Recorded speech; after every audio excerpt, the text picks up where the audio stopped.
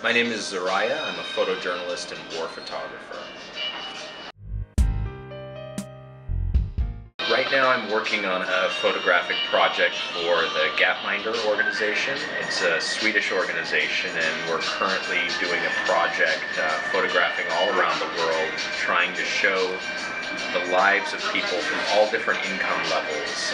Basically what we're doing is going into people's homes and showing what their lives are like, what they use to cook their food, where do they go to the toilet, what is their life really like. And the idea is to give people all around the world a real look into the way other people live. Because my specialty is conflict, crisis, and disasters, I'm focusing on some of the poorer areas in the world to show really what people are living like that don't have even the very minimum of resources that most people are used to. So, what does someone who makes $2 a week cook their food on? What do they cook? What does their house look like? What are they able to provide for their children?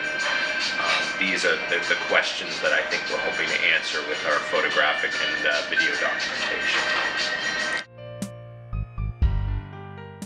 Why I became a photojournalist is a difficult question. Basically, I wanted to do something that I thought would help other people, and for me personally, I've found that photography can be very inspirational. It can really show you the way a place feels and the way a situation feels. There's a connection that we have to still images that I think produces a lot of emotion in human beings, and I've always believed that there's a lot of power in a still photograph. And basically in my early 20s, I decided I wanted to help people. I studied disaster management and humanitarian aid to developing countries.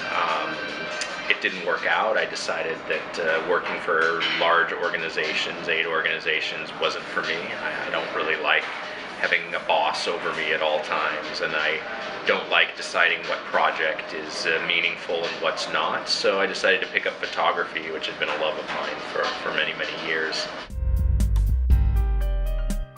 And I started photographing disaster sites. I started photographing social and humanitarian issues, the AIDS epidemic in Asia, poverty, all kinds of different social issues. That led me to conflict photojournalism. I worked in Iraq, Afghanistan, Gaza, West Bank, Beirut, all over Africa, and it's just kind of been continuing like that.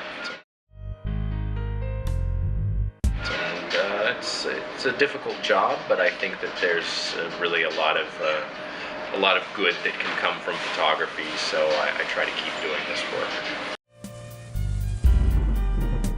Yeah, I mean, you see really dire situations, both here in Côte d'Ivoire and all over Africa. It's a really difficult thing to see. I think one of the biggest problems we have in the world right now is the gap between rich and poor. I mean, you see people in the West, in US and Europe, who have several houses and several cars, and you see people here who can't afford rice for a day. And you just realize that gap's too big. I mean, I think there's always going to be a gap. We're always going to have rich and poor, but if we can get people down to maybe 1 or 2 houses and 1 or 2 cars, and get people up to 3 meals a day and education and health care, then I think we've come a long way. But right now there's just too big of a gap, and there's just so many people living all across Africa in such difficult situations that I think it's the responsibility of journalists to cover that, and photographers to photograph it, and to bring that documentation back to the Western world and show people the way people live here.